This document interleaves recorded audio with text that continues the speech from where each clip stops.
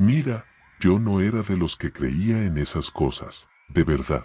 Mi abuela siempre me decía, Fermín, no andes solo después de las 10 en el pueblo, y yo me reía. Le decía que estaba vieja, que esas eran cosas de antes, que ya no existían esas cosas. Me equivoqué. Esto pasó hace como 3 años, cuando fui a visitar a mi familia en un pueblito cerca de Papantla, Veracruz. Un lugar chiquito, de esos donde todos se conocen, donde hay una iglesia, una tienda y puras casas de lámina y madera pegadas unas con otras. Mi abuela vivía ahí desde siempre. Yo llegué un viernes en la tarde, venía desde Xalapa, y el ambiente del pueblo ese día se sentía raro. No sé cómo explicarlo. Cuando bajé del camión, la gente en la calle no platicaba como normalmente, estaban callados. Una señora que estaba barriendo su entrada me miró feo, como con miedo, y metió la escoba rápido y cerró su puerta. Yo pensé que estaba loco, que era mi imaginación. Mi abuela me recibió contenta, me dio de comer arroz con pollo, y ya en la noche, mientras tomábamos café, le pregunté que por qué el pueblo se sentía tan quieto. Ella dejó la taza en la mesa muy despacio. Me miró y me dijo, es que andan diciendo que la voladora está activa otra vez. Yo no sabía qué era eso. Le pregunté y ella bajó la voz, aunque estábamos solos en la casa. Me dijo que la voladora era una mujer del pueblo, o que había sido mujer alguna vez, que hacía mucho tiempo había hecho un trato con algo que no era de este mundo, que de noche se quitaba la cabeza, la dejaba guardada en su casa, y su cuerpo salía volando a hacer daño, que chupaba la sangre de los animales, que enfermaba a los niños, que si te miraba fijo a los ojos en la oscuridad ya te había marcado. Le dije que eso era un cuento, un mito de pueblo. Ella nomás me dijo, duérmete temprano y no salgas. Esa noche me quedé en el cuarto que era de mi mamá cuando era chica. Cuarto pequeño, con una ventana que daba al patio trasero. Me quedé dormido rápido porque el viaje me había cansado. Como a las 2 de la mañana me desperté. No sé por qué, no hubo ruido fuerte ni nada. Nomás abrí los ojos de golpe como cuando sientes que alguien te está viendo. El cuarto estaba oscuro pero la ventana dejaba entrar un poco de luz de la luna. Y ahí fue cuando lo escuché, un sonido, como de alas, pero no de pájaro. Era más pesado, como si algo grande estuviera batiendo algo en el aire justo afuera de la ventana. Duró como 10 segundos y luego paró. Me quedé tieso en la cama, no me moví. Pensé que era un animal grande, un sopilote quizás, que andaba por ahí. Me convencí de eso y cerré los ojos. Pero entonces empezó el olor, un olor horrible, a tierra mojada pero mezclado con algo podrido, como a animal muerto. Ese olor entró por debajo de la puerta y llenó el cuarto en segundos. Tuve que taparme la cara con la cobija, y mientras estaba así, tapado, escuché pasos en el patio, lentos, pausados, como de alguien que no tenía prisa porque sabía perfectamente dónde estaba yendo. Los pasos se detuvieron justo afuera de mi ventana. Yo no quería ver, de verdad no quería, pero hay algo en el ser humano que no puede evitarlo, como que el cuerpo solo se mueve. Asomé los ojos por encima de la cobija y miré hacia la ventana. Había una figura parada afuera. No podía verle la cara bien porque estaba en sombra, pero era una figura de mujer, alta, delgada, con el pelo largo y suelto. Estaba parada completamente quieta mirando hacia la ventana. Hacia mí, no respiré, no me moví. Creo que ni parpadeé. Éramos los dos ahí, ella afuera y yo adentro, en silencio absoluto. Eso duró quizás un minuto pero se sintieron como 20. Y entonces ella ladeó la cabeza, despacito, como hacen los perros cuando escuchan algo raro.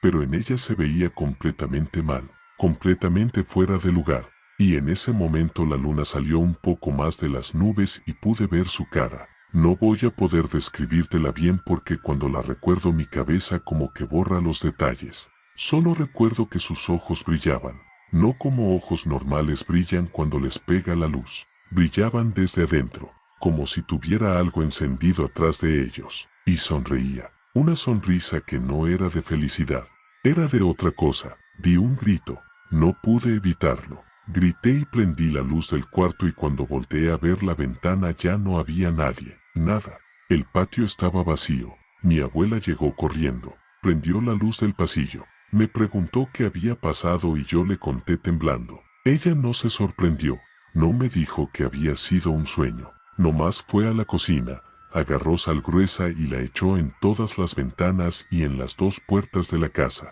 Luego prendió una veladora y la puso en el pasillo y me dijo que no apagara las luces del cuarto. No dormí más esa noche. Al día siguiente, en la mañana, salimos al patio y encontramos 3 gallinas muertas. Las 3 estaban en el mismo rincón, juntas, sin ninguna herida visible, sin sangre, sin marca, solo muertas, tiesas, con los ojos abiertos mirando hacia arriba. El vecino de al lado perdió un perro esa misma noche. Me fui del pueblo el domingo, no quería quedarme más. Antes de irme, mi abuela me dio una ramita de ruda y me dijo que la guardara. Se la prometí, la puse en mi mochila y me subí al camión. Llegué a Xalapa en la tarde, todo normal, mi departamento, mi rutina, mis cosas. Pensé que ya había pasado, que era cosa del pueblo, de la noche, de mis nervios. Eso fue un martes. El jueves en la noche estaba durmiendo en mi departamento en Xalapa,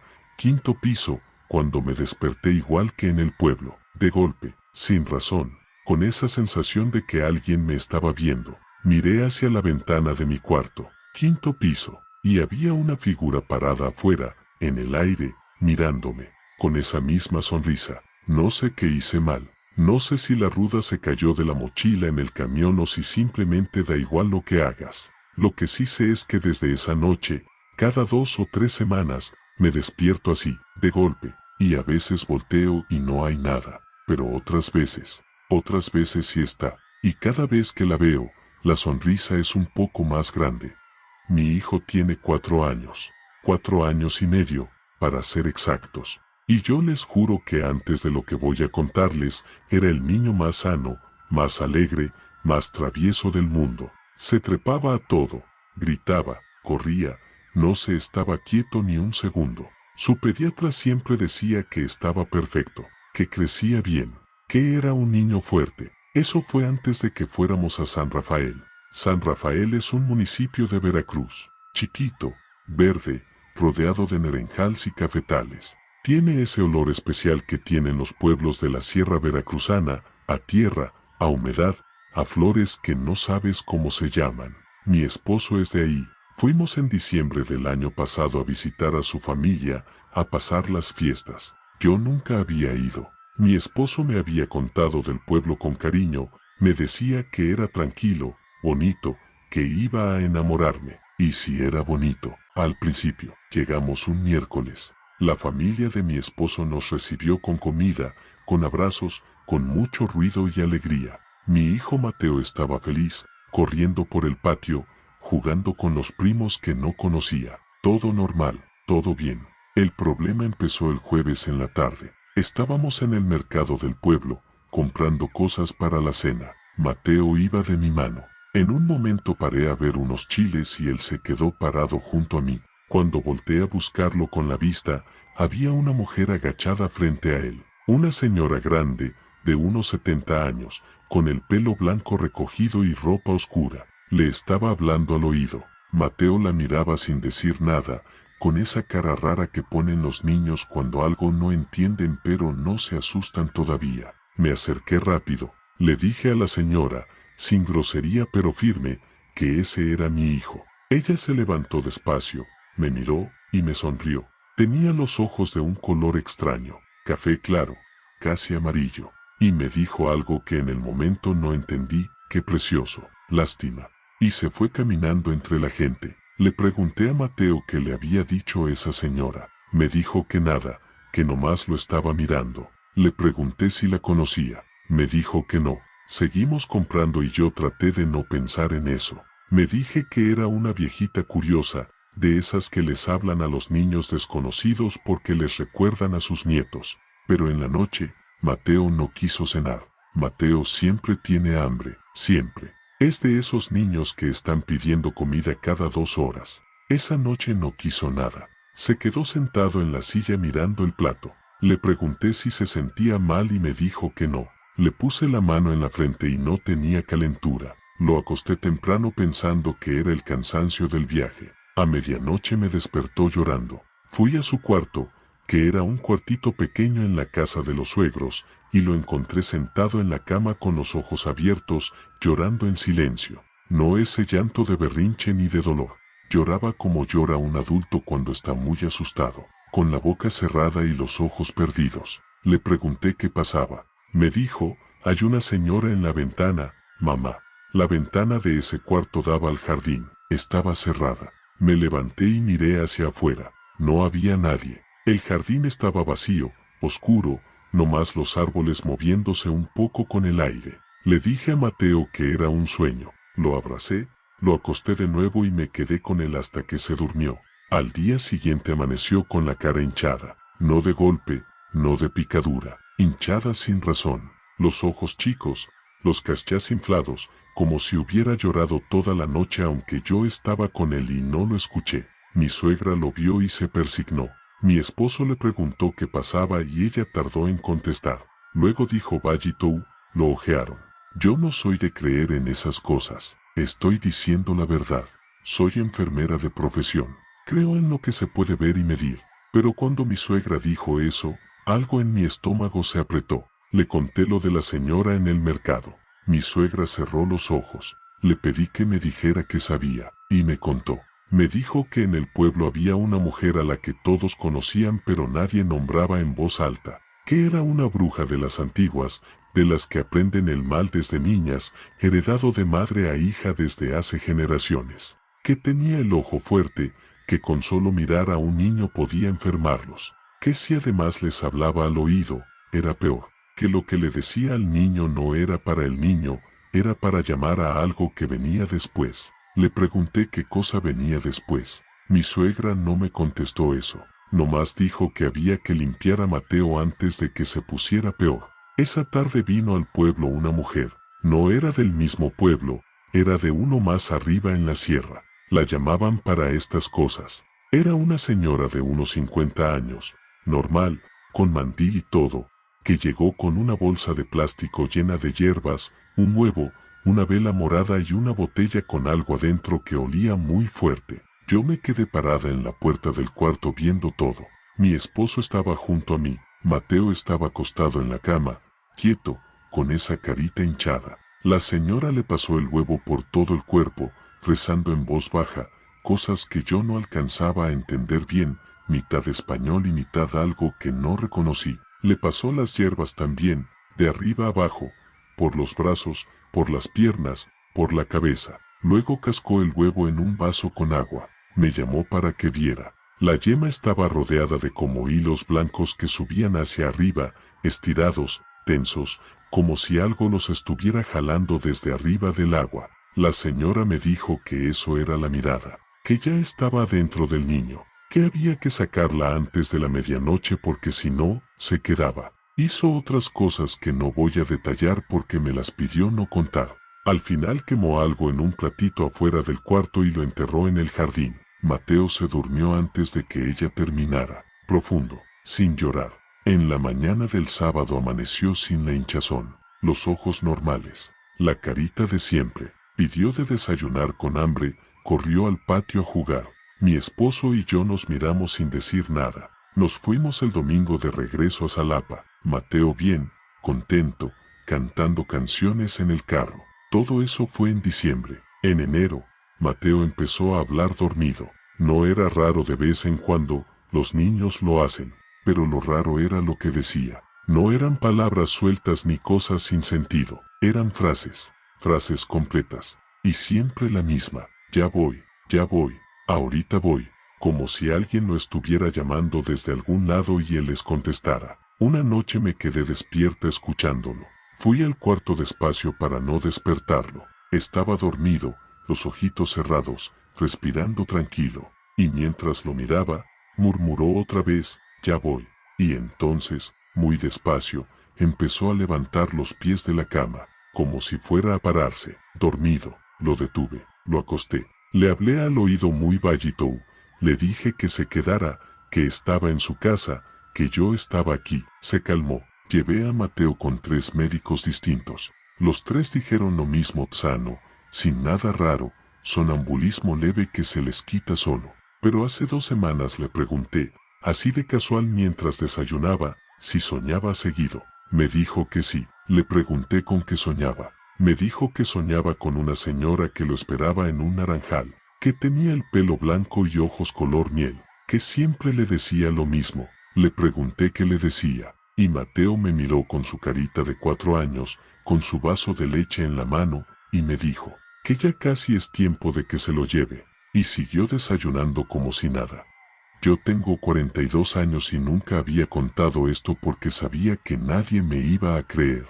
Mi propio hermano, cuando se lo dije al día siguiente, me dijo que había sido una pesadilla, que el calor del pueblo te hace esas cosas, que había tomado mucha cerveza en la noche, pero yo no había tomado nada. Esto fue en Tlapacoyan, un municipio de Veracruz, en la sierra, de esos pueblos que de día son preciosos, con sus calles empedradas y sus casas de colores, y que de noche se vuelven completamente distintos, como si el mismo lugar fuera 2 lugares diferentes dependiendo de si hay sol o no. Fui en octubre. Mi hermano Aurelio vive ahí desde hace 12 años, se casó con una mujer del pueblo y echó raíces. Yo lo visito cada año, generalmente en verano, pero ese año se me juntó el trabajo y fui hasta octubre. Llegué un jueves en la tarde. La casa de mi hermano es grande, de 2 pisos, con un corredor en la planta alta desde donde se ve el cerro. A mí me tocó el cuarto de visitas que está hasta el fondo del pasillo, el más alejado de la recámara de ellos. Cuarto sencillo, una cama, un ropero, una silla, una ventana pequeña que da a la parte de atrás de la casa, donde hay un terreno baldío lleno de hierba alta. El viernes fuimos a una reunión en casa de unos compadres de mi hermano. Comida, plática, música tranquila. Yo estaba contento. Regresamos como a las 11 de la noche caminando porque la casa quedaba cerca. Hacía frío, de ese frío húmedo que tiene la sierra veracruzana que se te mete en los huesos diferente al frío del norte. Me fui a dormir casi de inmediato. Me desperté a las 3 de la madrugada. No sé qué me despertó. No hubo ruido. No hubo nada, nomás abrí los ojos y estaba completamente despierto, como si nunca hubiera estado dormido. Lo primero que noté fue que el cuarto olía diferente, a algo quemado, pero no a madera ni a plástico, a algo orgánico, como cuando quemas pelo, ese olor asqueroso y espeso que se pega en la nariz. Lo segundo que noté fue el peso. Había algo sentado en mi cama, del lado derecho, junto a mis pies. Lo sentía claramente, ese hundimiento del colchón que se hace cuando alguien se sienta en la orilla. Yo estaba boca arriba y no me moví, no prendí la luz, no grité, me quedé tieso, respirando lo más normal que podía, porque algo dentro de mí me dijo que no me conviene que sepa que estoy despierto. Así estuve como 2 o 3 minutos. El peso seguía ahí, y entonces empezó el sonido. Era como un murmullo, muy bajito, casi imperceptible. No alcanzaba a entender las palabras, pero era una voz de mujer, vieja, de esas voces rasposas y profundas. Murmuraba sin parar, al mismo ritmo, como rezando algo pero al revés. Como cuando escuchas una oración conocida pero algo está mal en el orden de las palabras y no puedes identificar exactamente qué. Eso duró varios minutos, yo sin moverme, sudando frío a pesar del frío del cuarto, y entonces el peso se movió. Se corrió despacio hacia arriba, como si lo que fuera que estaba sentado en la orilla de la cama estuviera gateando hacia donde yo estaba. Sentía el colchón hundirse en diferentes puntos, acercándose. Cerré los ojos con fuerza. El olor a quemado se hizo más intenso. El murmullo se acercó también hasta que lo sentí casi en mi oído derecho, y paró. Silencio completo. Ni el murmullo, ni el peso, ni el olor. Todo desapareció al mismo tiempo, de golpe, como se apaga una luz. Esperé como 10 minutos sin moverme. Luego prendí la lámpara del buró con la mano temblando. El cuarto estaba vacío, la ventana cerrada, la puerta cerrada. No había nadie. No dormí más esa noche. En la mañana, en el desayuno, le conté a mi hermano Aurelio. Me escuchó con la taza de café en la mano y cuando terminé de hablar se quedó callado un momento. Su esposa, Rosario, que estaba sirviendo los frijoles, se paró en seco cuando dije lo del peso en la cama y lo del murmullo. Me miró y le miró a mi hermano. Mi hermano soltó el aire despacio y me preguntó si había visto algo, si había alcanzado a ver una cara o una figura. Le dije que no había querido abrir los ojos. Rosario se sentó. Me dijo que en el terreno baldío que está detrás de la casa, el que se ve desde la ventana del cuarto donde yo dormí, vivía hace muchos años una mujer sola, que murió hace como 20 años pero que la gente del pueblo la recordaba bien, que era partera, que ayudaba en los partos difíciles, pero que también hacía otras cosas, que las familias que perdían un bebé en el parto siempre la culpaban a ella, decían que se quedaba con algo de esos niños que no nacían vivos, que nadie lo podía probar pero que el miedo alrededor de esa mujer era real y concreto. Le pregunté a Rosario si esa mujer seguía apareciendo. Tardó en contestar. Luego me dijo que la casa de al lado, la que colinde con el terreno baldío, había tenido 3 familias distintas en 10 años, que ninguna duraba más de 2 años, que todas se iban por lo mismo, algo que se sentaba en las camas de noche. Mi hermano me dijo que él nunca me había puesto en ese cuarto antes,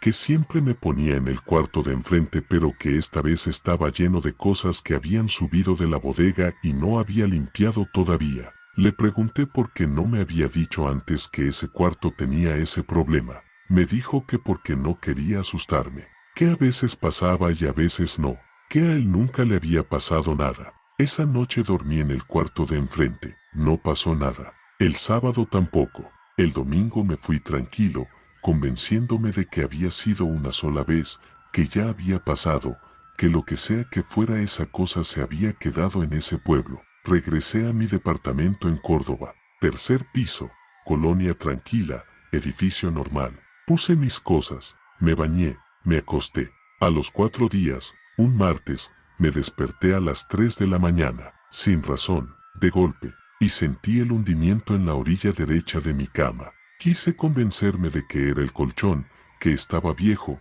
que se hundía solo. Pero luego empezó el murmullo, esa voz rasposa y vieja, al mismo ritmo de siempre, con esas palabras que no se entienden pero que se sienten en el pecho como si dijeran algo que no quieres saber. Me levanté de un salto, prendí todas las luces del departamento, me senté en el sillón de la sala y no apagué nada hasta que salió el sol. Eso fue hace 5 meses. Han pasado 5 meses y sigue viniendo. No todas las noches, eso es lo más desesperante. Si viniera todas las noches ya me acostumbraría, ya sabría qué esperar.